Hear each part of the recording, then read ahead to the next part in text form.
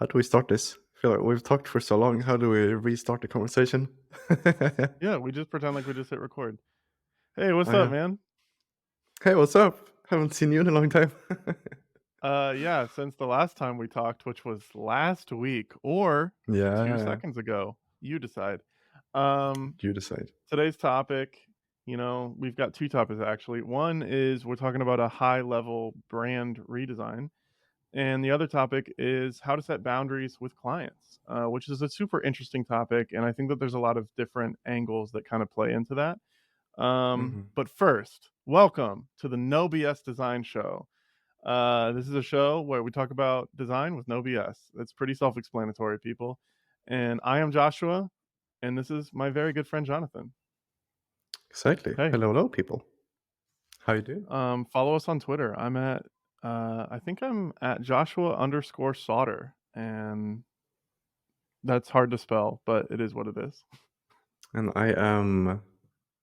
I don't even know my handle. I'm at Jonathan Force, I think. Yeah, I Jonathan think you are. Fors is my last name. Just, but you could just search me at Design Da Vinci because that's what I go by on Twitter. For me, you can just search Webflow developer, and I'm sure I'm one of the top ones. Actually, yes. Oh wow, what a flex! I know. I What know. a flex, But dude. You did specific not have to do that. Unbelievable. but specifically on Twitter, so that's where I have my clout. Mhm. Yep. Mhm. He's a Twitter clout goblin. Oh, yeah. Um, I'm all here do for you it. wanna talk about this rebrand? Yeah, let's do it. I saw that this rebrand happened this morning, and I was like, "We definitely have to talk about it." It's a big one. I would describe it as huge changes to a very large brand. I mean, like, I can't remember the last time, like, a brand made this aggressive of a change. You know what I mean? Like, because you have brands like Pepsi, right, which we talked about a couple weeks ago, watch the video, Mhm. and Pepsi did a rebrand, but, like, there's still a lot of that, like, classic look that you expect.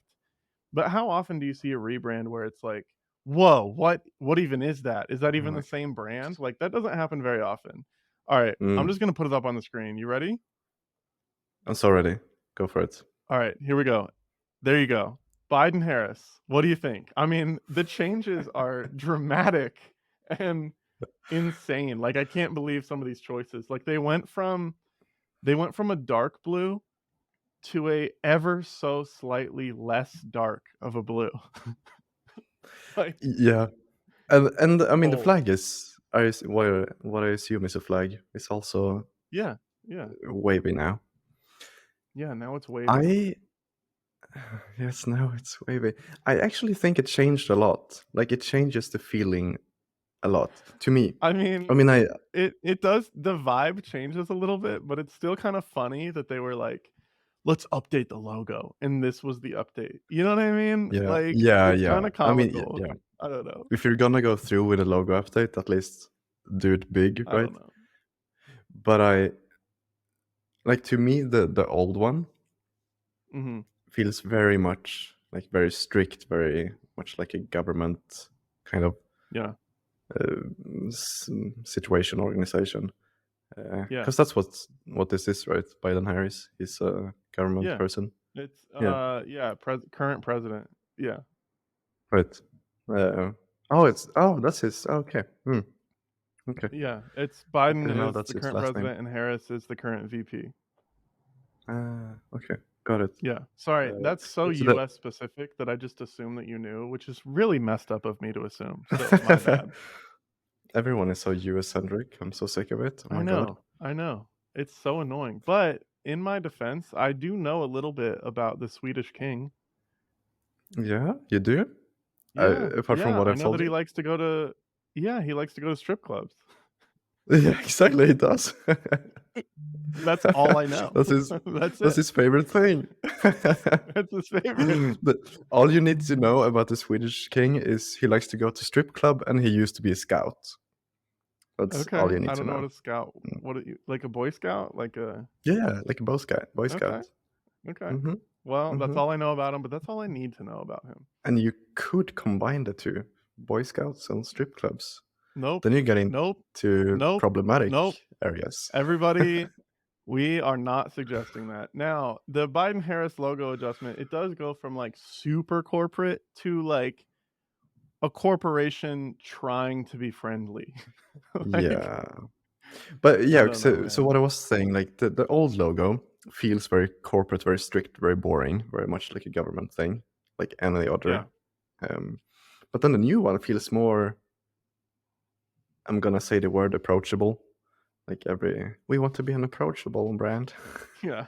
Yeah. But they really do feel like a lot more approachable. Like the I lighter mean, I color. guess. I think did the font change tiny bit or did it No, I not? don't think so. No, I'm I imagining. think it used to be a little wider, Mm. But the and to now me it's the standard. to me the flag being wavy Mhm. made a big difference. Like it feels a lot more playful. Like it's a tiny change, Yeah. but the whole thing changed a lot for me. I really think so. Yeah. Okay. Yeah. Well, this was supposed to be a non-segment, but here we are actually talking about it. Yeah. Yeah. Leave it Well, to I mean, designers to, like, overanalyze the tiniest logo adjustment. yeah. Yeah. And Okay. that's the conversation for an hour. Alright, that's it. We're done with that. If anyone likes Let's move the on. old one better, leave a comment. Um, so let's talk about our topic for today, which is really setting boundaries. Setting boundaries with clients mostly is, I think, our topic, but it applies in life in all kinds of ways. But Jonathan, Mhm. have you had issues with clients maybe like overstepping? Is that like a recurring problem or maybe just a rare problem in your opinion? No, it's a actually current problem with one Oh, specific client that I've had issues is it with. me? Yeah, it's you. Oops, blur that Yeah. or censor it. No, Censor that. No, it's yeah. someone I've worked with for a long time. Actually, I don't want to say anything so it can be Don't say identified, but anything a long specific. time. Yeah, don't be Yeah, dumb. Don't do that. I'll be smart. So I've worked with this client for a long time and done a few projects, and every single time there are issues Yeah. with like when to expect things and Like who timeline, to like turnaround time? yeah turnaround time. Okay. I'm trying to think what I can say and not say, but yeah, timeline wise, Sure. I mean, that's a common and issue because y- that's yeah, always like an issue with a lot of freelance projects because people sometimes get this false sense of how long something should take or mm, the assumed complexity of something. And things tend to be more mm, complex than people realize. mm. Yeah, the thing with this one is like the first project I did with this person, this client, is that like I think the first time around it was probably my fault because I didn't. Oh, it was still quite early in my freelancing, so I didn't have like the proper systems set up to like actually make sure that Mhm. things happen on timeline.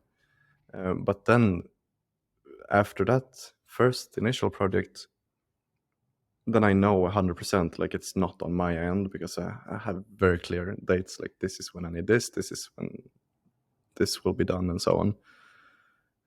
But still, still there are issues, and I'm not Yeah. 100% sure how to tackle it because at this point, a current project that was supposed to be done over, I think it's been over a month now, is still ongoing because I'm awaiting final feedback from the client. Yeah. Um, Yeah. and No, there's a that lot can be more a tricky rounds. situation. Yeah, there are a lot more rounds of revisions than what I typically do. Yeah. And so it becomes this situation where I want to deliver a quality product for the client, of course, and like make them happy. But at the same time, uh, like I can't wait forever, right? Yeah. Um, I think since what I'm assuming here is a flat project fee, I mm, think the situation that you end up hitting is that you have to set a boundary on how many revisions you can do. And that's not a mm, fun conversation to have, but I think that boundary has to be set at some point, right? You have to yeah, protect yourself at some point. Like mm, I've definitely run into that when running, when running projects that we do. Like there are times when it's like hey, with as much kindness and respect as I can, like, I have to say, like, we are considering the project completed after this next set of revisions. If Mhm. you guys still want changes, like, we can always do whatever we want. We want you to end up with a site that you're happy with, but that's gonna be a separate thing. And I Mhm. found that most respond well to Mm. that. Mm. Yeah. What I did with this situation was very similar to what you described.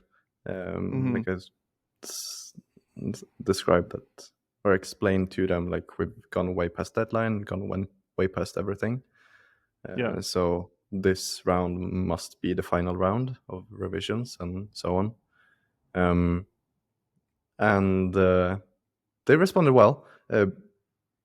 Yeah, I'll leave it at that. I can't Yeah. say much. Yeah. Good. Uh, the, but like I guess my point is that up until now, up until recently, I wasn't comfortable enough to like set those kind of boundaries because I was Mhm. very much in the mindset of like, well, I gotta keep this relationship going, and I need to take care and nurture this Sure. business relationship because it might lead to more money in the future. Um, but yeah, that's not something that was the mindset up until recently. But now I'm Setting more boundaries just can like, be super stressful. It really can. yeah, yeah, And I think it requires, like, a level of confidence too. mm, Because it's like you're confident in that the boundary that you're setting is healthy and that if they get upset, you'll survive it, right? Like, mm, you have to be confident in some of those things. It's very stressful. Like, it's definitely been something that I've had to learn and grow because it's super stressful. And even now, like, mm, I'm dealing with some situations where it's like boundaries of, I'd say like boundaries of like communication, right? It's like mm, different people have different communication styles. That's fine. I get that, but not everyone meshes well. And mm, it's me setting a boundary of like, this is how we as a company are going to operate with communication.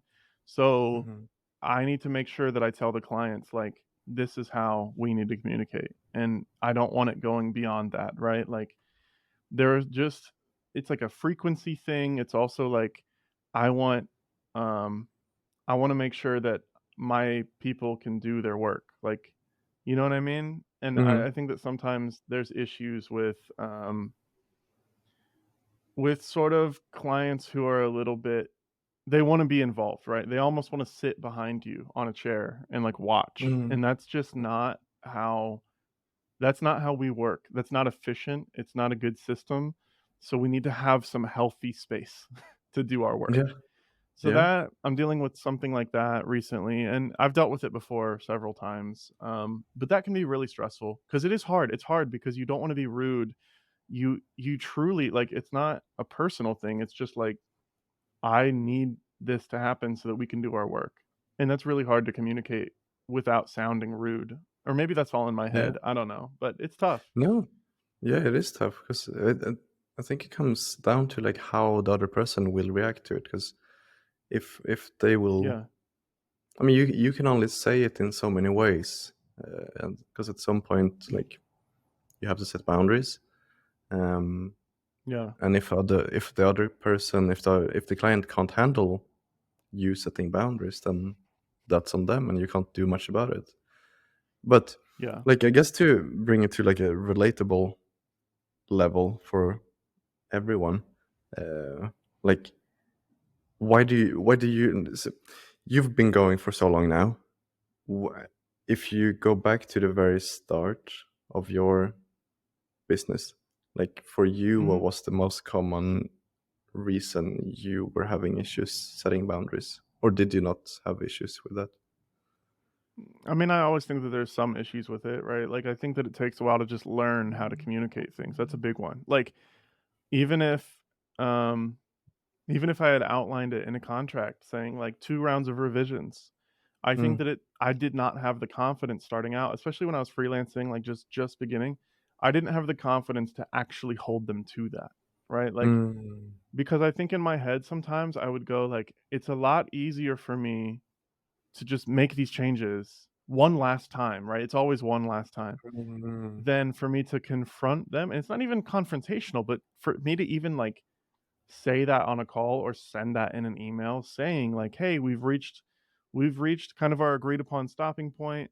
Like, I didn't know how to phrase it, and I think that just learning how to communicate better helps in so many areas, but this is one of them. Because when you're setting a boundary, you have to know how to say it and not come across negatively, because there is a way to Yeah. do it. There really Oh is. yeah. Oh yeah. But I think at the beginning I was way too scared of I was way more scared of saying the thing than I was just doing more work, Mm, even though it went against me and even though it was beyond what we originally agreed. So I mm, think for me, it wasn't really setting the boundary, it was having the confidence to say it. right. Yeah, And you said like there is a way of saying it in a positive way or in a good way. For you, sure. what is that way? I mean, I think for me, it just comes down to, especially with business owners, it comes down to explaining to them um, resource allocation or time allocation. So it comes down to me being like, I try to be very personal with all the people that I work with just because that's who I am. Mm, So I try to be like, hey, super honest. I try to be like, listen, we're super happy with your project. We really hope that you are too. After this, I always would do it with one more. Like I would never tell them like it's done now. Like I would mm, always do like one more so that they have like a last chance. So I would say it mhm, like, look, we agreed on 2 rounds of revisions. Let's say let's do one. We'll throw in a third one because we really just want you to be happy with the project. So if you could collect them all in one Google Doc or in one email, try to collect all of the revisions at once. We can do one more. But after that, really, we kind of hit a point where we didn't allocate enough resources to cover beyond that. But what we can do one of two things. I like to give people options, right? So we could, after that, you could send us requests and we could price them one by one, or we could set up sort of a monthly thing where you get so many hours where we can just always be on call for you because you might have ongoing things and that's fine. So let me know which of those two things works best for you. And I think mm, that like choice is important because what's happening is they're losing a little power, right? Because you're putting an end on mm. something, they're losing a little power, but by giving them a choice, you're actually boosting that power back up a little because they're like, "No, I actually have, like, control here." So, that's my thoughts. 100%. I agree fully. I do a very kind of similar thing as well. Like where Mhm, I never create an ultimatum. I mean, I technically do create an ultimatum, but mhm. I make it appear as if it's not. So like you Yeah, said, because I you give them don't want an ultimatum, that's not your goal. no, no. Like I want to deliver quality product as Sure. they want of as well. So I give them at least two options, like you said too, Mhm. and also never do it in a way so that like okay, this is like we're already done. There's no more revisions. For Yeah, example, yeah. I always give them one more round, like one One more, last. whatever they need. Mhm, Yeah, one last. mhm. But I will also add to that like the words you choose to use. If you send a message, a written message, Yeah. um, I try to be very, very conscious of the words I choose. So Mhm. I, if there's anything I learned from from university, the little time that I spent, uh, um, so there's like, I mean, there's positive and negative words, right? So when I send a message like this, I try to avoid intentionally to use words such as like but or unfortunately Mhm. or yeah, I'm trying to think of more examples, but Yeah, no, negative I agree. words Especially with in a negative writing. feeling. I mean, in Yeah, both. especially in I'd say writing. in both, but yeah. Yeah, but yeah, especially in writing. And instead use so like for example, to make a concrete example, if I would say, so okay, project is going well, like I'm enjoying working with you. However, like we've reached the end of the revisions, for example. That has a kind Yeah. of a negative connotation to it, saying Mhm, however, like it's doesn't feel good. Um, I would instead of however use the word and. Like I enjoy working with yeah. you. This is going great, and we've now reached the end of the number of revisions we have. Yeah, it's not Because like then it a up, down, it's almost just like a exactly. neutral, like, "Here's where we Yes, are." exactly. Yeah, So you don't raise it as a problem, you just raise it as, like, facts. This is where we are sure. right now. It's like a status update. Mhm. Um, so I feel like that is super important, at Yeah. least to me, 'cause I feel like personally I would take something like that if someone phrases it like that, I would take it personally a lot better compared to if someone phrases it as, like, however or but or unfortunately. Yeah. Um, yeah, so I be also really think that you could just conscious. focus on the Mm, positive, like, you could say something like, "We're so excited to see the results after we go live." Like, because mm, we're so excited, like, we think that this is gonna represent your company well. Like, mm, try and remind them why they're working with you. They're not working yeah, with you really when it comes down to it because you're really nice or because you are a good designer. They might be, but really why they're working with you is because they think that it will benefit their company. So mm, remind them again the end goal. You know what I mean? mhm. Yeah, exactly. So, yeah, definitely. Another Um, email tip that I learned is, yeah, and I think that this is so true. Now that I'm like aware of this, anytime in an email I see this happening, it always feels I can see it. But yeah, I have started when I send an email to someone and I know this requires me to like know something about them, I guess, or not really. mhm, Okay, I always start with the business. So it's always like, "Hey Jonathan, I just want to let you know like this project is kicking off on Wednesday or whatever." Like business up front. Real mm, no intro, no hello really. Like I just kind of get right into it. mhm, Then after the business stuff, then I'll be like, "Hey, how did your weekend go? mm, Any fun plans or anything?" Because I feel like when you do it after, it sounds, genuine, which is what I want because I am a genuine person. I feel like when you do it before where you're like, "Hey, how are you? How was the weekend? Hope things went well. How was your weather? By the mhm, way, business, business, business, business. Goodbye." mm, I feel like that comes across like I was being disingenuous because it was like I was just mhm. trying to warm you up to all the shit that I was gonna talk about. But I Yeah, feel like if I put it after, it's like, "Oh, they handled the business and now we're friends." Like, yeah. that's something that I've started doing because I feel like it leads to better relationships, but it's a tiny detail. No, but I agree, 'cause, oftentimes, even when I myself I think I'm gonna steal your setup, because Yeah, even when I myself write emails to clients, I always try to be friendly, of course, and, like, ask how they're doing yeah, and so on, but I do it at the very start of the email. Um, but even when I do that, like, I can feel that it feels off, like, it doesn't feel like I'm actually curious about them. It's just like a mhm. passage to the thing that I'm actually interested in about, which is like I mean, the let me know what business you part. think, but I feel like adding it at the end, it helps, like, because they're not trying to skip it to get to the info. It's like, I already Mm, have my info that I need, mm, so I can, like, kinda push that back. It's like, now I can just be a human. yeah. And, like, both of us have been huge advocates for, like, just being people in business. Like, I just wanna be, Oh, like yeah. I don't wanna be a businessy I want to be a person who is a nice person to work with. We both care about Mm, that, obviously. mm. Yeah, definitely. It's Yeah, tricky communicating, and, like, we all have our yeah, ways of doing it, and, like, each person is unique and different, and we have ways that works. Like, I have a way that works for me, you have a way that works for you, and sure. we learn along the way. Um, but it's yeah, because communication for me, I know for a fact that like a massive reason why I've closed most of like 9 out of 10 of 90% of my projects are just personality based. Like It makes a I difference. yeah, even if I fake it, I appear very excited to to talk and be with a client.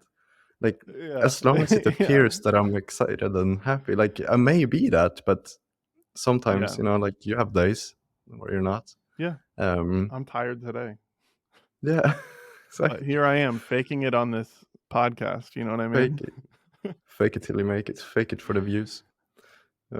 Yeah, Well, speaking of views, if you're a viewer right now and you have any thoughts on setting boundaries or client communication or communication tips or email tips, please comment. Give us a like if you want to help us reach new viewers because that means a lot. And subscribe if you want to keep getting videos. wrapping thoughts would be that to like use communication and use Yeah. communication in a way that feels natural to Yeah. you Use communication. and communicate. But like actually genuinely communication that works for you, and don't follow my tips and don't follow Joshua's tips either. Like to Yeah. follow whatever tips works for you and find a way forward. And my closing thought is be a person.